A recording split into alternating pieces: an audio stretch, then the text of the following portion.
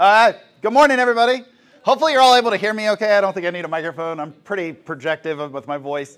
So we're going to go ahead and get started. We're going to be talking about understanding AI in an operational technology landscape. So a little bit about myself, my background, I guess. I'm a wanderer, so I'll try to stay away from the projector for you so you guys can see it. But I've been into technology. I like to say I'm a geek. That's just my personality. I've been into technology for 15 plus years. Worked in various different industries, from education to government contracting to the entertainment industry to manufacturing as well as finance. I'm a former cybersecurity instructor. So up until about 6 months ago, that's what I was doing. I've recently changed roles here just in the last 60 days. I'm an amateur radio operator. I always like to ask, anybody else an amateur radio operator? Hey, I got one. Yes, let's go. KD8RBH. If you don't know what an amateur radio operator is, it's okay. It just raises my geek cred up. That's all it does. And then I serve as the director of contest judging for the National Robotics Challenge up in Marion, Ohio, and then serve as a technical volunteer for the Delaware County Office of Homeland Security Emergency Management. So my goals for this talk. I want you to come away with something that you can use not only in your personal life, but as well as your professional life. So that's my goals for this talk, is hopefully you'll come away with a little better understanding of AI. I was told I have you guys for the next 5 hours so I can explain AI in depth. No, I'm just kidding. I'll try to keep it under an hour for you all. So what we're going to be talking about is we're going to do a high-level overview of AI. We'll talk about ChatGPT, Microsoft's Copilot, as well as Google Bard, which actually they've rebranded it to Google Gemini. And then we'll talk about IT versus OT, and then IoT, a lot of acronyms, and then AI in the wild, and then we've got to finish out, if you didn't know, October is Cybersecurity Awareness Month. We're going to finish out with a little bit of cybersecurity and AI. And then Q&A. With the Q&A, I like interacting with you guys, so if you have questions as I'm going through things, feel free, raise your hand, I'll call on you. We can answer questions. We don't have to wait until the end for Q&A. So what is AI? Let me ask you guys this. When you hear AI, what do you think of? Terminator, I like it. Skynet? Yeah? A way I can plug what I want to say into a website and it spits out an intelligent way to put it together. To say it? Yeah. Nice, okay, I like that. I might come back to that. What else? Anything else? When you hear AI, what do you think of? I know when I first heard AI, that's exactly what I thought of as Terminator and Skynet. It's kind of just where we go. But when we look at the definition of AI, AI is the use of technology, and it's creating a machine that performs a task that normally took a human to do. So it could combine different technologies, but ultimately it is a computer doing a task that was initially needed to be a human. So we might think of that when we look at like self-driving cars and that kind of stuff. So the word AI, if we look at it from a data science perspective, artificial intelligence, AI, is very broad. It is a huge term. What we're hearing a lot about, and we'll talk a little bit more about it, is right now we're hearing a lot of AI in the industry, and that's normally because of at the very bottom, it is that large language models. That's what we're hearing a lot about. But we've had quote unquote AI for a long time now. Underneath that umbrella of AI, we have what's machine learning.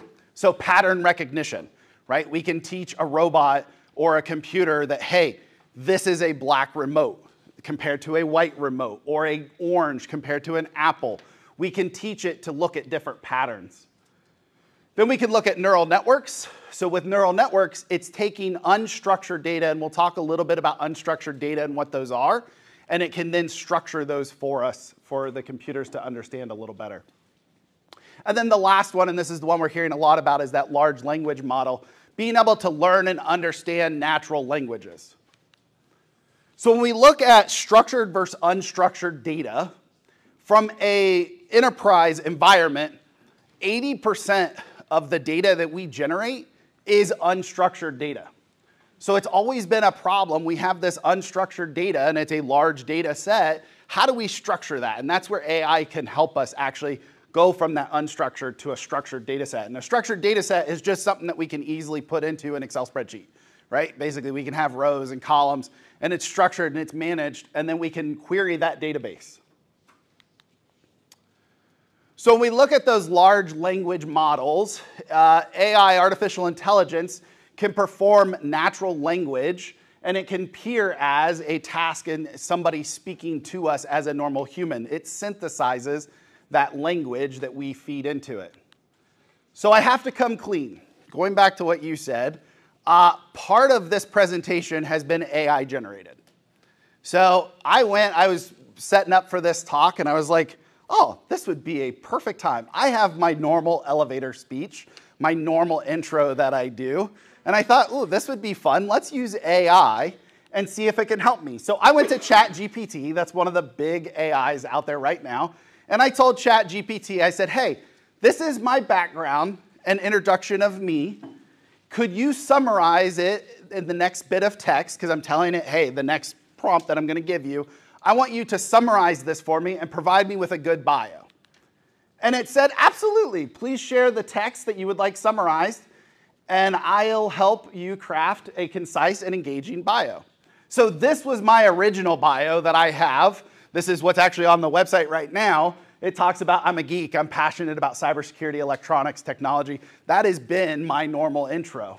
So I fed it that, and this is what it came back with, what you saw earlier. So I'll give you the two different ones. So the top one is what I fed it. The bottom one is what it came back with. And I don't know about you, but I actually like the ChatGPT version a lot better. It's actually a lot more engaging. Somebody that's also a dyslexic, I'm dyslexic, been diagnosed dyslexic since I was a young child. I have trouble reading and writing. And this is one of those things that I was like, this is actually really useful for me. That is one thing, I don't know about you, but I use spell check like crazy. That is a form of artificial intelligence, right? It's pattern recognition. But with AI, we can step it up even further. How many of you have like a home assistant, like Alexa or a Google Home, something like that? Sometimes I get to the point where Word doesn't know what I'm trying to say when it comes to spell check. And I can say, hey, Alexa, how do you spell this? And she can help me out with spelling. But anyways, that was something I thought was kind of fun to see the difference between what I put into it and what ChatGPT came back with. So I've talked about ChatGPT. What is ChatGPT? It's a product by OpenAI, and they're kind of the market leader right now. They've got over 200 million active users worldwide, and I'm sure that number is growing as we talk right now.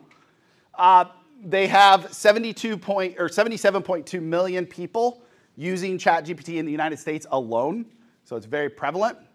And then this one I think is interesting. They have 3.9 million people paying for a subscription. It is insane how much money is coming into this AI sector right now. But ChatGPT is one of the bigger ones out there. As much to my dismay, I was, like I said, a former cybersecurity instructor, and I guarantee you some of my students were using AI and answering their homework. Can I ask you a quick question? Yeah. Can anybody know, under the paid subscription for ChatGPT, what does it offer you? So there's some data privacy, and we'll talk a little bit about that. There's some data privacy that comes underneath that, as well as you only get so many queries for free per month, and then what that does is it unlocks more. And actually, I guess we could talk about it now. One of the big things that you have to be careful about is if you actually read the privacy policy in ChatGPT, it actually tells you don't put anything confidential into this prompt, because it will then be used for teaching its model. So that is one thing that the paid version you can get down into where it won't basically steal your data. And that's one reason why a lot of people like Microsoft Copilot. If your organization is in the Office 365 bubble, which I would be willing to say about 80 to 90% of companies are at this point, if you are within that Office 365 bundle, you can have corporate policy and data privacy policies that go along with that, and it will protect that data, and it won't let it out of your organization. Basically, it won't use what you feed into it as a part of its learning model. So Microsoft Copilot, they've had a couple, all of these you'll see, they've started out with different brands, different names. This one used to be like BART, and then it got rebranded to Copilot now.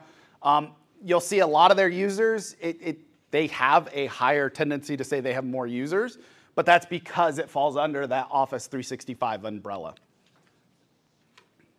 And then Google Bard, it's now Google Gemini.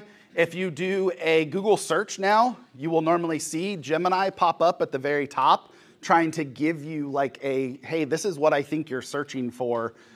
so you don't have to start to dig down into the weeds. It will try to bring that search content right up into the front for you to see it. So when we talk about IT versus OT, how many of you have heard of IT, right? Information technology, pretty much everybody. How many of you have heard of OT? A lot less hands. What's that? Occupational therapy. Yeah, operational technology in this context. So when we talk about IT versus OT, this is kind of that breakdown. We've got our traditional IT. You know, now we're talking about our telephones normally. Our voice over IP phones fall under IT. We're starting to get security cameras under IT now. But we've got like our databases, our cloud, our internet connection, our networks are all fall under that IT department, that internet access. Maybe you have an ERP for your business or a CMR, or a CRM, sorry. You have those that run your organization. An ERP, if you're doing manufacturing, right, you can track stuff throughout that process. OT is on the other side of it. It's now starting to become connected devices. We're starting to see that get into the field. I was just working with a company that they now have an electric oven that needs an internet connection. It's just the part of the world that we have. So we're starting to see this merge between IoT and OT, creating IoT, excuse me.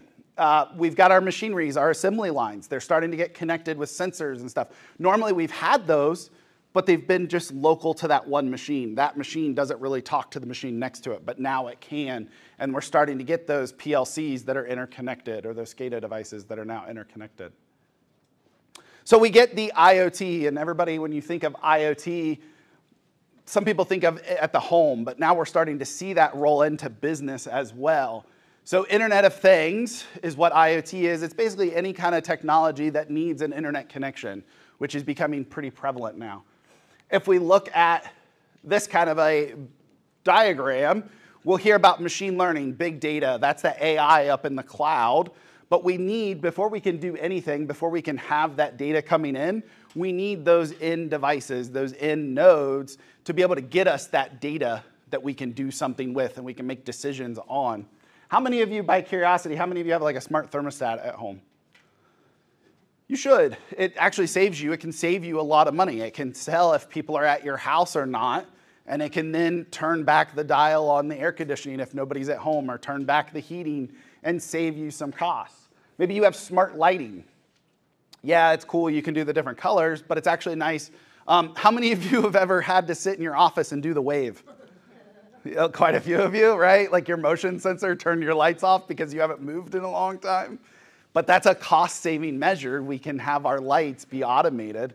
But then we can feed that data up to the cloud and we can make decisions based on that. What if your lighting in your office tied to the air conditioning and it was like, oh, there's nobody in this. We have proximity sensors and there's nobody in this building. Let's dial the heat back or turn the air conditioning down. So we look at from a business perspective, right? We're starting to see a lot of connected devices getting online now. We're seeing our HVAC systems now becoming online, right? They need an internet connection. The vendor needs access to those. We're seeing our electricians, our electrical distribution systems are now becoming connected, and those need a connection to the internet. As well as I talked a little bit about security cameras, right? We used to do CCTV, closed security, just a single direct home run wire from this to the recorder. But now it's IP-based. We're putting it on our network. It's all interconnected now. So I was working with a company. They had smart glass. I'm going to be honest, these numbers, please don't hold me to these. I just pulled them directly from the company's website. They may or may not be legit. But this was glass. And if you look at the two different shades of glass up there, those are actually the same panes, but this glass has intelligence to it. There's actually firmware, and sometimes you have to update the software on your Windows. But it's actually literal Windows, not a computer. But there's actually software running this glass, and it can actually shade up to 4 different tint levels. And if it's got the sun on this side, it can be darker over there, and then there's no sun on this side, so it can be a little bit lighter, allowing more natural lighting coming in. Supposedly, from them, they can save you up to 18% in your operation costs from that heating and air conditioning because it can block up to 90% of the solar energy and keep some of that out. But then in the wintertime, you could lighten it up and get some of that heat in so you're not having to run your heating and air conditioning. We can also tie that into the cloud with IoT. Again, it's connected. And it could look at the weather report for the day. And it can say, oh, this day is going to be sunny, so I know I need to run this pattern. Or it's not going to be sunny today, it's going to be a cloudy day, so I can have the windows be open more. This company, they started out in homes. I foresee them possibly moving into the corporate environment. But what they do is, this is a company called Sense. And I don't know how many of you are familiar with these two little clamps. They're basically just current clamps. That's all they are, is they're very rudimentary current clamps to see how much electricity is flowing through wires. That's what they do. But what they can do is they can hook those on to your electric panel at your house, and you'll have 2 phases of electricity coming into your house. That's how you can run your stove at 240 volts. But you'll have 2 phases coming in, and they can put these 2 clamps and see the energy that your home is using. But what they do is they collect all that data using AI. They can then sense and build patterns of what device is pulling what electricity. And they can actually tell you that your oven has run this much that month. They can see your refrigerator has run this much just based off of those 2 little current sensors, because they're building enough data, they can actually see the waveforms and figure out what devices are running. The other cool thing that they can tell you is they can tell you your always on systems. How many of you know when you turn your TV off at home, it's not actually off? A lot of you. It's called phantom power draw. Our modern day electronics draw current even when they're quote unquote off, because they have to have that standby power. They have to be able to allow a remote to turn them on. You may have a device that's connected to the internet, and even though it's off, it's still communicating to your wireless router, and it needs electricity to do that. So you'll have an always on energy consumption. And the more that you can get that whittled down, the less you're going to be paying in energy costs. But this company, using AI, one other really cool thing that they can do is they can pick up those patterns. So say this is your refrigerator. And if you notice your refrigerator is running the same thing every day, it's that same pattern over and over and over. But if we look over at the end, all of a sudden we're seeing a different power draw on our refrigerator. That might be a sign that that refrigerator is about to fail. We need to get a mechanic in to fix it before it goes out.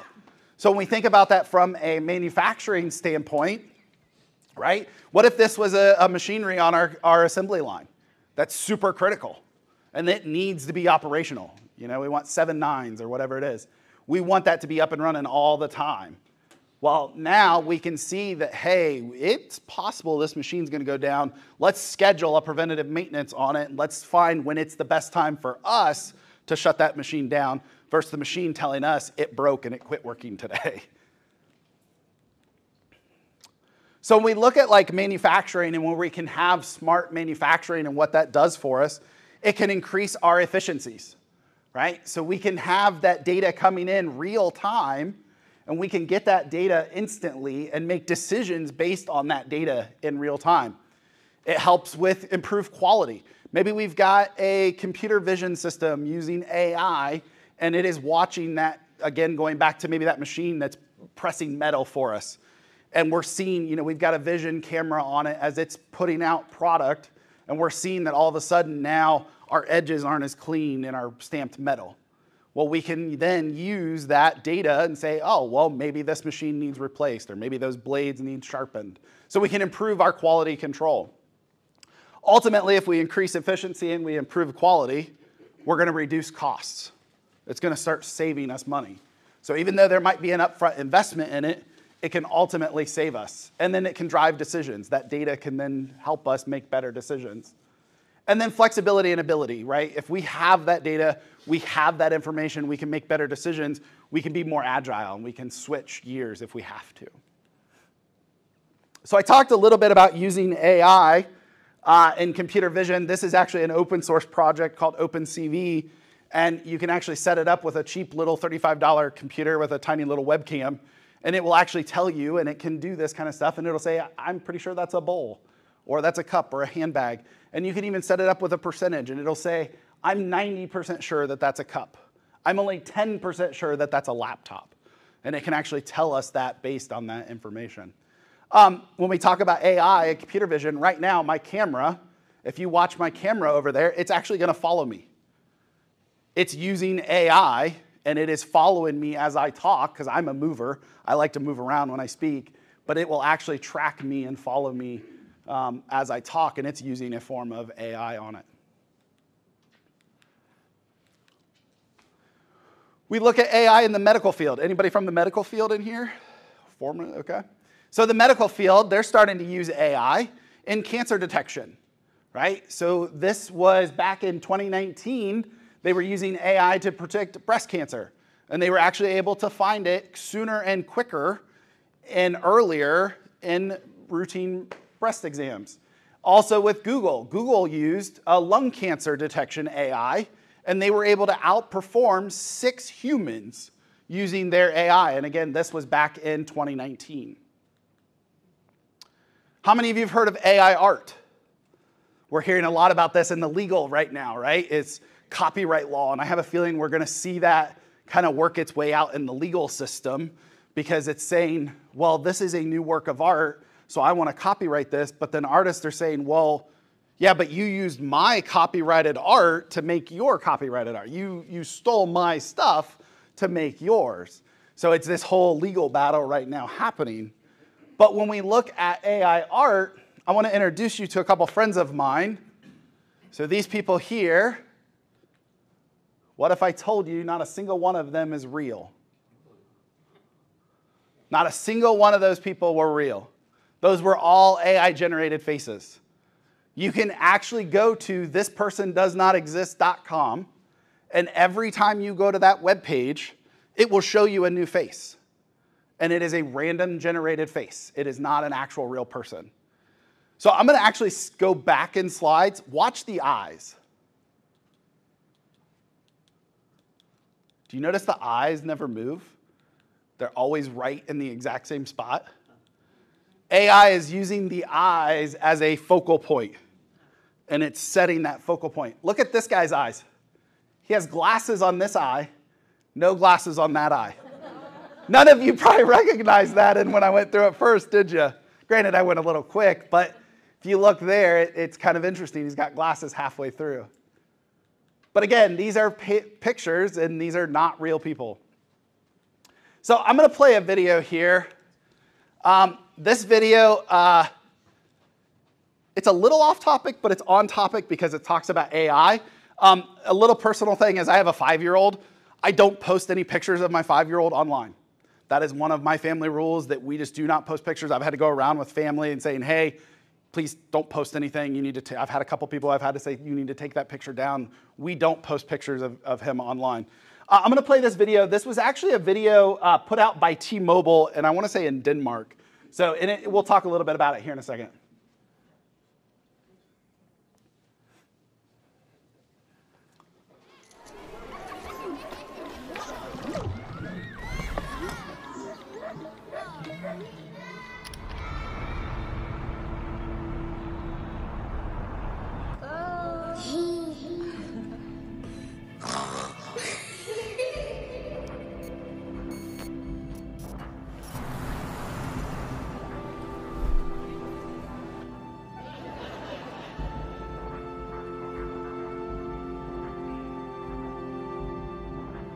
So they're going to use her photo, and then they're going to use AI, and they're actually going to show you the process here. They're going to age her face. So they're going to make her older based on that picture. Then they're going to overlay it over top of an actress. Hey, Mom. Hey, Dad. It's me, Ella. Well, a digital version of me. Just a bit older. Amazing what technology can do these days, isn't it? All you need are a couple of pictures, like the ones you share on social media, where they can be taken and used by everybody. I know for you these pictures are just memories, but for others, they are data. And for me, maybe the beginning of a horrible future. A future where my identity can be stolen just like that. Where I can go to prison for things that I would never do. Imagine my credit score being destroyed, Dad. Or my voice copied to scam you, Mom. Mom, I'm in trouble. I need This you is to actually send a me big money, thing with please. AI. I People are don't want to scamming based become on voices. a meme, humiliated by everyone at school. Kill yourself, you fucking loser.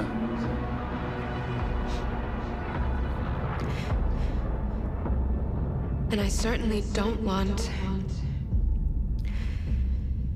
this.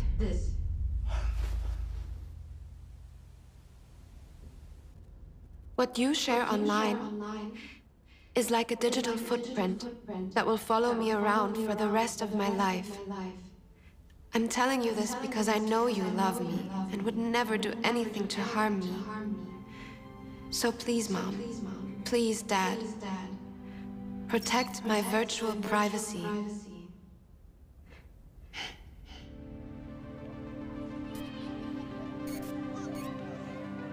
I really like that video. It's very powerful. Again, it was by T-Mobile, but it also, I mean, it brings up a very good point, is be careful what you share, not necessarily from a child perspective, but even from a corporate perspective, right? I talked a little bit about ChatGPT, and it uses whatever you feed into it as a part of its data set. And there's actually, early on with ChatGPT, there was ways to say, spit out what people have provided.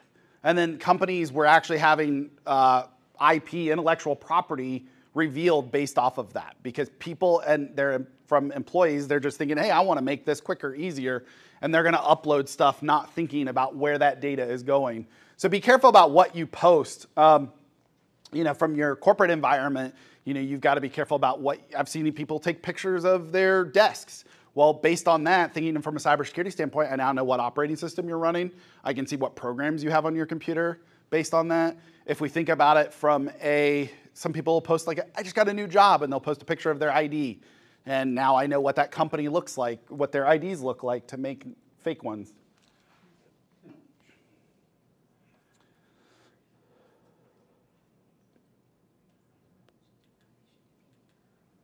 Nope.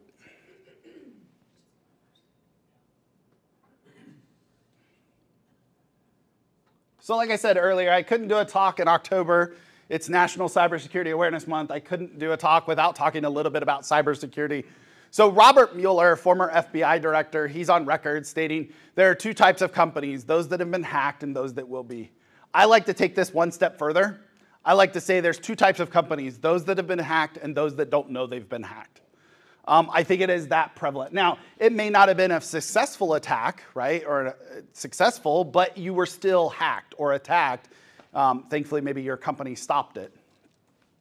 But when we talk about IoT and cybersecurity, we look at our supply chain. We have to be concerned now about our supply chain and what's called a supply chain attack.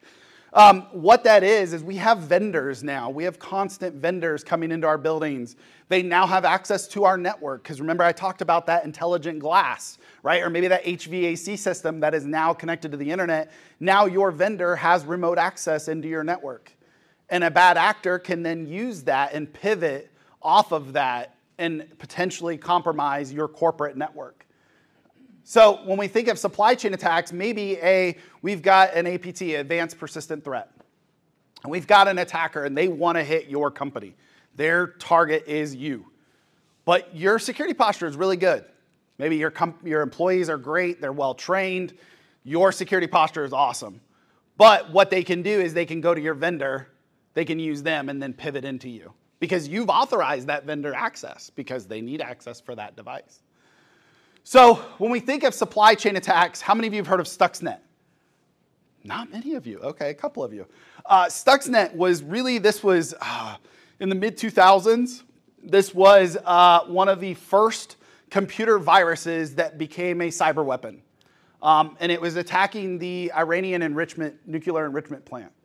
I'm going to go ahead and play this. This was by 60 Minutes. They put out this video, and we'll talk about it. It's only about 2 minutes long. How did this virus, how did Stuxnet actually become introduced into the Iranian computers?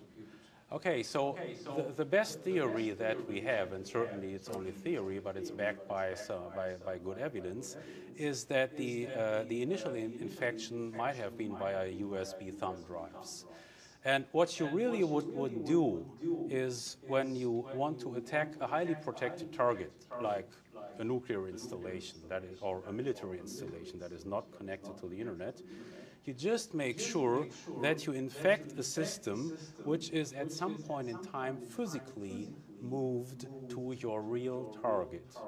And if you want to do that in the scenario of attacking an industrial installation, guess what? It's actually quite easy, because all of these installations are maintained by companies, by contractors, where the engineers actually walk in and out to the facility carrying their laptop computers, which they need to configure the systems. So this is, in a way, cyber attacker 101 stuff. If you want to attack a highly protected facility, just attack one of the contractors, which are easy targets, soft They'll targets. bring their computers into the plants, they'll log onto the system, Exactly. and the virus spreads. Exactly, and this is one of the most important lessons that we have learned in the aftermath of Stuxnet, is that your mobile computers are high priority, high security items. So you really have to make sure that these are protected properly.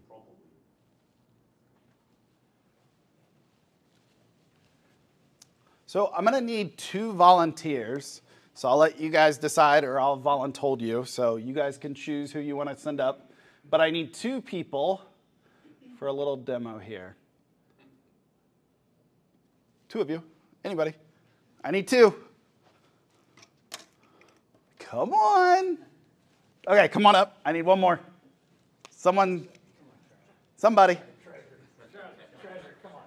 I need 2 more, or 1 more. I'll have you guys over here. Okay, so what are these? USB drives, right? How many of you have ever found a USB drive laying around? Have you stuck it in your computer to see what's on it? Yes, a couple of you said yes. Please, if you take one thing away, is don't ever. How many of you have gone to a trade show and got free USB drives? How many of you stuck those in your computer? Yeah, now you're thinking there. Yeah, don't, right? It could have something malicious, most likely not, but it could. But the other thing is when they're made for marketing purposes, they're cheap, they're disposable. It's inevitable that you're going to lose your data that's on it. It's going to fail. So we've all heard the concern about don't plug USB drives into our computers. How many of you have been worried about cables? One of these is malicious, one is safe. So come on over here. You guys can look at those. You guys are going to decide for the group, switch the cables back and forth, look at them. One is safe and one is malicious. So you're going to tell me the safe one and you're going to tell me the malicious one. USB-C, yeah. What are they, by the way? USB-C. USB-C charging cables for your phone. Looks like these are boxy areas. Yeah. Could be something hidden here. Yeah, that's my thought. Yeah, unless you think something bad. So which one's safe, which one's malicious? We're going with this one is malicious. You're going with that one's malicious? Sorry, you guys chose wrong. So they chose wrong. They said that one was the malicious one. Well, I hate to tell you, but this one is the malicious one. Thank you guys for being good sports. I got some webcam privacy covers for you. Oh, well, there we go. So there you go. Appreciate that. Yep. So you can, it's just set that cable there. So they chose wrong, unfortunately. It's okay. You're not alone. A lot of people do choose wrong. So I'm going to go ahead and plug this into my phone. You're going to see my phone turn on. Here in a second, it's going to turn off. No funny business, just the cable. It's going to turn off. It's going to turn back on. It's going to go ahead and punch in my PIN code for me. It's going to load up a web browser. And as long as I have internet service, it's going to load up that website for me, and there it went. All from that cable. All right, do you guys have your phones on you? Let me see your phone. No. Let me see your phone. You're actually going to give me your phone? What doesn't have a USB-C? Oh.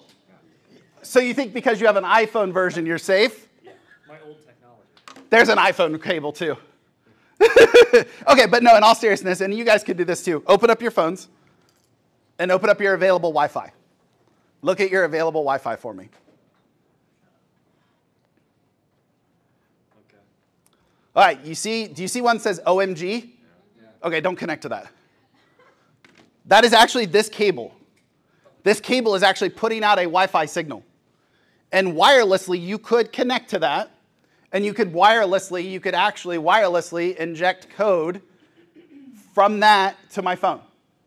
All from that cable. Sorry, my camera decided to follow them as they walked out. But that, you could wirelessly connect to it. It could then, how many of you have a USB-C keyboard at home to your computer? If this was connected between your computer and your keyboard, it's also a keylogger.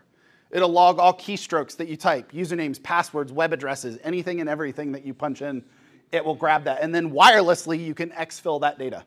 How can you tell which one's which? Good question. If you actually look very carefully, you can see the ends are different. It's really hard to see. Oh, God, okay. I thought you guys compared this. I'm like, It's very hard to tell. Right, right. So the one way you could tell is you can use what's like a power meter. So I'll show you. These are actually, ask me at the end. I'll show you at the end. It's over there. The battery bank is over there. But when you plug this into the battery bank, it will actually turn on the battery bank. Where do you buy that? You can just buy it online. Really? Yep, they're readily available online. Yeah, so there's a microprocessor inside this connector plate in here. So a couple things with this. It works like a normal cable. It will charge your device. It will pass data to and from your device, just like normal. It has two different self-destruct modes. So one self-destruct mode will get rid of all of the quote-unquote malicious stuff, but it will leave the cable working no problem.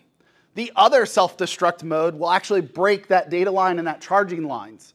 So then in thoughts is the victim would think it's a broken cable and throw away and dispose of the evidence for you. So when we talk about supply chain attacks, those are things that we have to be concerned about because those are readily available. How many of you before today would have grabbed a cable and used it on your phone and not thought twice about it? Right? Yeah. Did you know the public charging? How many of you have ever plugged into a public charging station at an airport, at a library? Right? The technology that's inside that cable could also be in the charger.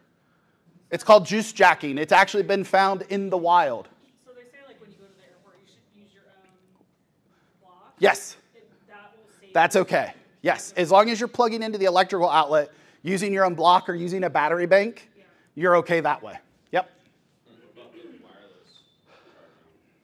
As of right now, wireless is one of the safer options.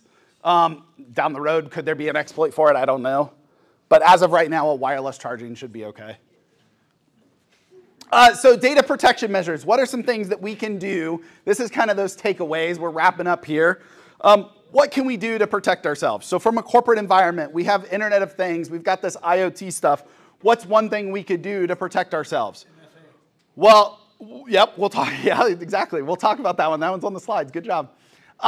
What we could do is we could set up 5 different networks, right? We could have one network for this vendor, one network for that vendor. Your IT department would hate you, right? They would now have to support 5 different technologies. They would absolutely not like that. So what can we do? We can do what's called VLANs, or virtual local area networks. So from a switch level, from a networking level, we can actually separate those out. We can get segmentation, right? We can set up and say sales is on one VLAN, HR is on another. This one's talking about engineering, but maybe we've got manufacturing. We have our guest Wi-Fi. You would not believe how many companies have their guest Wi-Fi on their corporate network. It is such a bad thing, but it is still prevalent in 2024.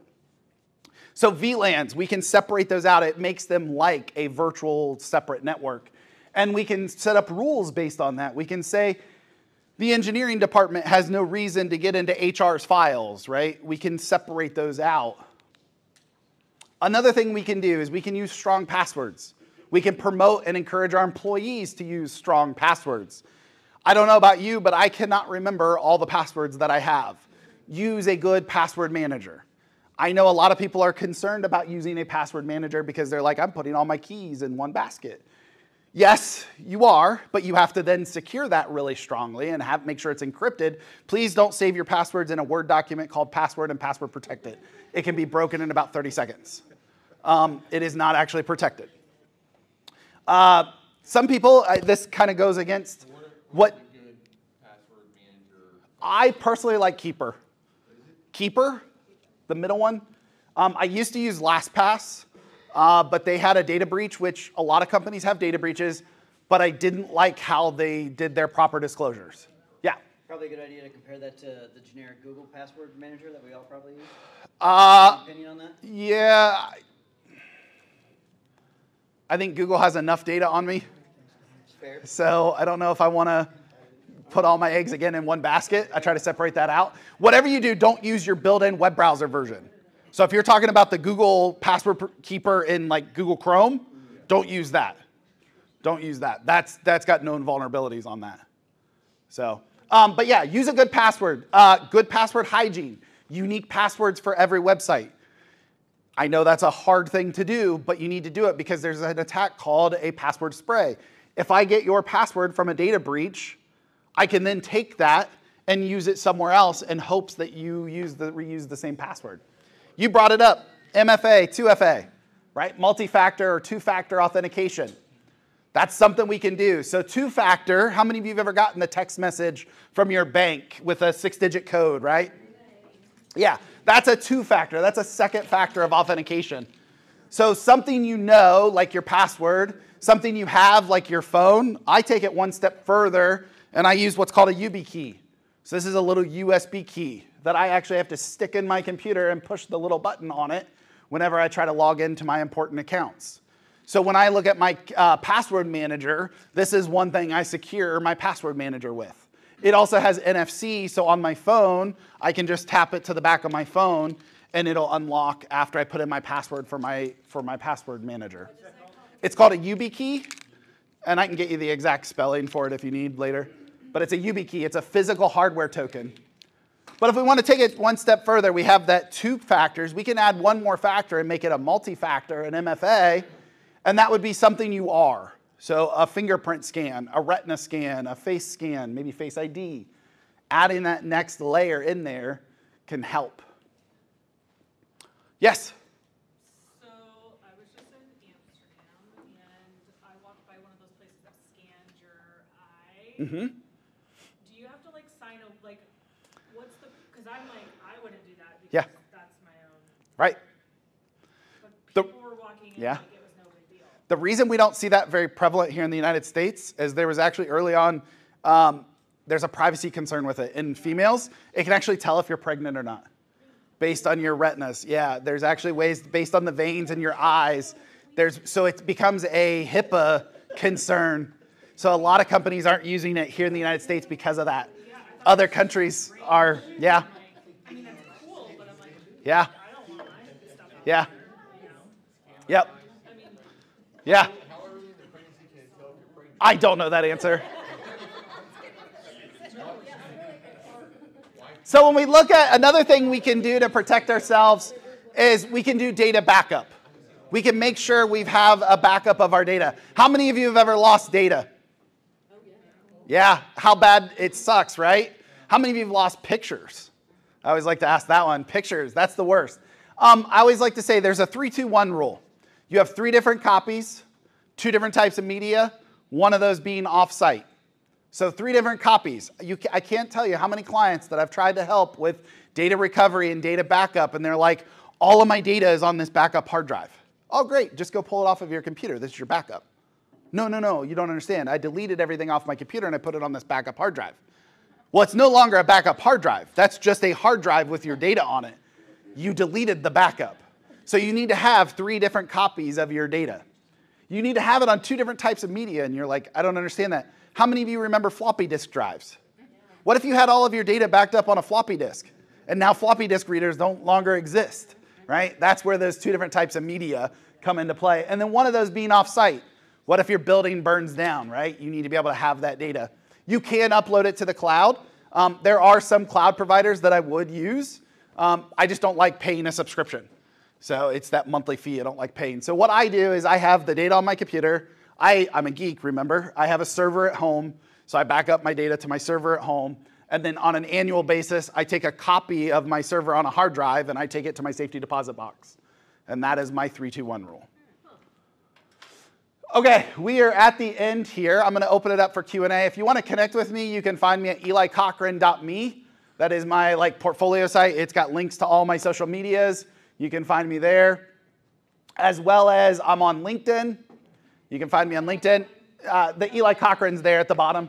elicochran.me, that's got links to my LinkedIn. It's got links to everything else. And then my email address, Eli the electronics guy. First off, I want to thank you all for having me out. I appreciate it. But at this point, questions. I know I see a lot of wheels spinning. Hopefully this was useful. Tinfoil hats are complimentary on the way out. So just kidding. But what questions do you guys have? Hopefully you have a better understanding of what AI is. It is actually very useful. Like if you remember in that first part, you can feed it some cool data. Just be careful and make sure that your company is okay with it, because a lot of corporations are having company AI policies. Maybe they're not out yet. A lot of companies are working on creating those at this point. It's so new that some companies are slow to move to that, and they've got to figure out what their data policy is.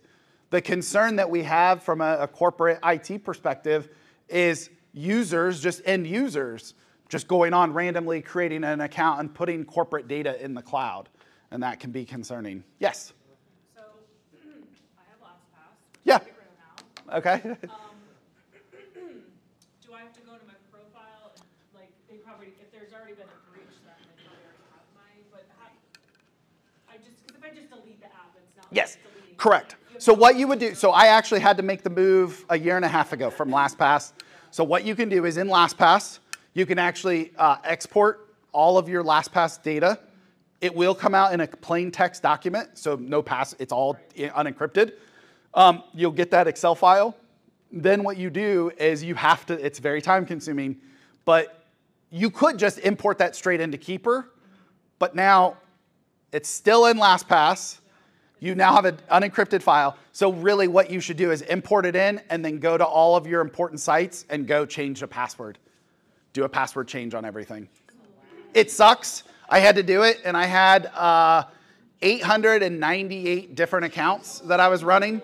I'll be honest, not all of my accounts got changed because you just can't. But I did my high-level ones. Yes. And I'll get you in a second. Oh, I'm sorry. No, you're good. Go ahead. No, you're fine.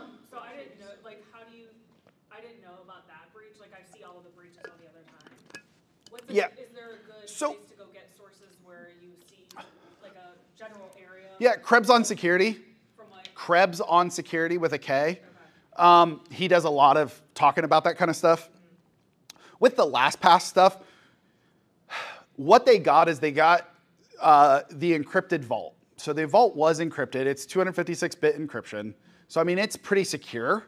It's really not super vulnerable. That was why I stayed with LastPass for so long. My concern with it was the more time that went on. So LastPass came out like a month or two later and said, hey, we were hacked, but it's okay. They only got, this minor data. And then like another 6 months later, it came out that no, the encrypted vaults were released. So just their proper disclosures, I didn't like. All companies can get hacked. when was that? This was about 3 years ago at this point, 2-3 years ago. But you were talking about what websites. There's another website called haveibeenpwned.com. That website will actually, you can put in your email address and it's safe to do. And what it does is it gets any public data breaches and they put that in the database. And it's a really good way to see if your email address has been hacked or potentially been hacked. It's haveibeenpwned, P-W-N-E-D. Sir, you had a question in the back? Yeah, I guess it's more of a statement followed by a possible question, but a few weeks ago, my wife's Facebook got hacked. Yeah. And then, of course, all the neighbors and stuff started texting us later, like, hey, are those Taylor Swift tickets for real? And some people had actually bought them. She had like a story that said, hey, Swifties, you got this ticket. So, but the terrible thing is that she had to set up a new Facebook account. Facebook is horrible. So they keep shutting down her new account and not giving her access to the old one. And it's like, but what's terrible is that wouldn't you think that Facebook has a record of her logging in with this email and then they change the email so she can't get in? So it's like Facebook has keeps shutting down the wrong person, even though like you should have a record of her using her same email for a decade. get your Facebook back secretly, or that I can keep my You just got to go through their support channels, and if they're not helping, yeah. She set up the two-factor authentication now. Now I think that they keep shutting down our new one. It kind of happened to me, but I was eventually able to get back in. I don't know how. I kept going back and saying like reset or whatever it was, and eventually after like a couple months, I was able to get back in. Yeah. And I changed everything. So keep track. Well, they of already this. changed her email, so Yeah. like, she has no. So you don't even need. I think. Wait a minute. I gotta remember. It's been a while. Yeah, you're kind of at their mercy. Yeah. Same thing. It's happening a lot with YouTube accounts. Big YouTube accounts are getting compromised, and it's really you're kind of at the mercy of that provider to hand it over. The big thing with Facebook is a lot of times what they'll do is they'll send you an email. Normally is how you get it, or a text message even, and it says you need to go log in here. And when you log in, you're logging into Facebook, not really, but it looks like Facebook, and you go to log in. What happens when you log in and it doesn't work the first time? What do? You try again, right? You try again. So a lot of times what they're doing is they're giving you a fake Facebook page. You go to log in, it fails, but then it forwards you to the real Facebook. They now save your username and password. They've got your login credentials. You go to Facebook, you do it again, you log in, you don't think anything of it, you thought you typoed it. Well, now they've got your credentials and they can go in and do it and activate it that way. That's where having that multi-factor or two-factor could have helped, because they would have had the login credentials, but then they would have got prompted for those two-factor codes and they wouldn't have had those. So turn on two-factor whenever you can. It doesn't help you after the fact. It only helps you moving forward, but that's really important. Another thing that we do have to be careful of with two-factor is what's called two-factor fatigue. Criminals are learning, some companies use what's called Duo, and it prompts. And what they'll do is they'll keep hitting that user with trying to get them to accept it. And this might be at like 2 or 3 o'clock in the morning. And they'll just keep trying in hopes that you just want the notifications to stop and you hit accept. So don't ever fall for two-factor fatigue. Always say no. Hopefully your IT department has limits on that kind of stuff. Yeah. This is kind of off topic. Yeah. How are like schools adapting and teachers like Yeah. Because like I have siblings in college who Yeah. use it for papers. They can give a 10-page paper in 30 seconds. Yeah. So like, and they say it's legal, not cheating. There's no. Nah, I don't agree with that.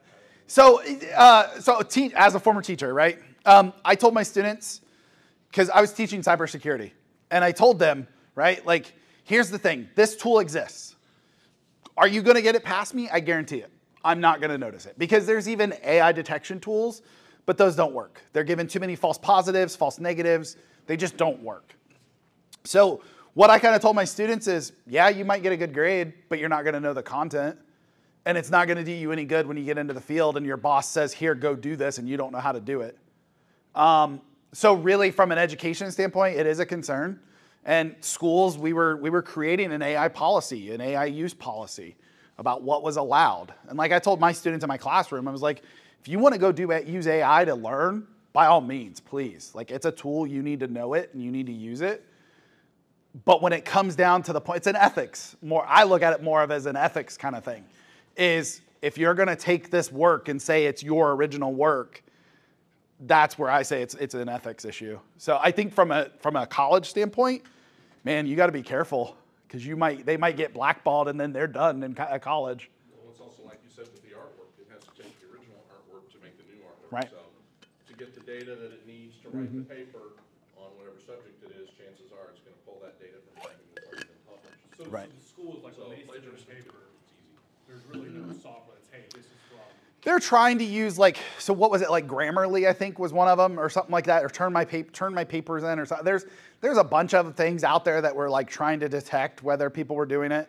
The problem now is it's just getting to the point where there's students that say, no, I wrote this paper, and you take them for their word or not, but they're saying that they wrote it, but it's coming back as AI wrote it.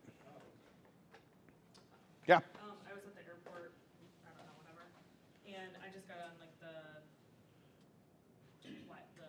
public Wi-Fi. Guest Wi-Fi? I know that you're not supposed to go No. in and check all your check. I was just like in the weather channel. Yeah. Yeah. I don't care. It's my work computer. I'm gonna go on other. What are they? Anyways, we'll talk about. I got to follow up, but go ahead. Ask your question. It popped up and it said there's it detected. I don't know what the verbiage is. Okay. Another. Like a rogue access point. Network. Okay. Is unsecure. Yeah, it was an unsecured unsecured network. Whatever. Yeah. So I was like, all right, maybe I should just get off. Yes. Yeah. If I'm on it, but if I'm only going on to like. So. Can they still access? Yes. So the problem is if you have, like, you're connecting, right? You're just going to go check the weather. But say your email is open up in the background. Yeah. Your email is passing back and forth to that server. There's communications. It's not open now. But let's say I log in, it's the same thing, right? As the So let's say this. Do you have Teams? Do you use Microsoft Teams? It sits down in the taskbar, right? Yeah. It's always on. It's sending credentials back and forth to the Microsoft servers. So it is authenticating. So where this comes into play, what could happen at a public Wi-Fi? You should never connect to public Wi-Fi. The reason for that is there's what's called rogue access points. So I can pretend to be the public Wi-Fi, right?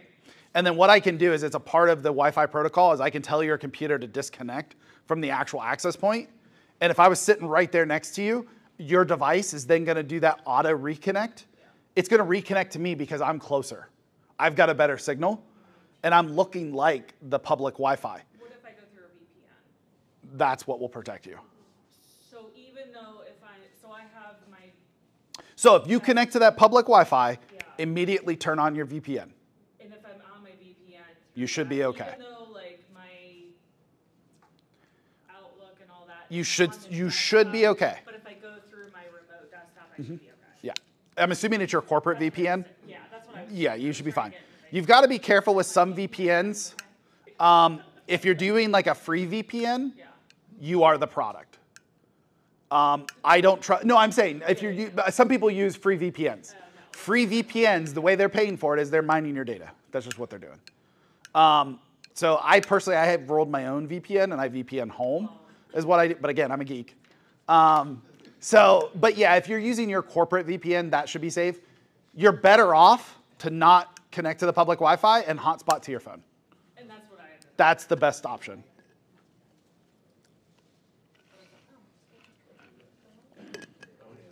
Yeah. So with the prevalence of IoT devices and the hacking of those devices, and those devices coming out the box already with malicious code, Yep. Is there a gateway or something you can have on your network? Yeah, so what you can do on your home network, a lot of them will have like a guest Wi-Fi. You could put them on the guest Wi-Fi, and it keeps them off of your regular Wi-Fi. So I run at my house, I have, again, I'm a geek. I have a guest Wi-Fi, but then I also have an IoT Wi-Fi. So those are both completely separate from my actual network. You can break some interoperability. So how many of you have ever used Google Cast and you cast something up to your screen?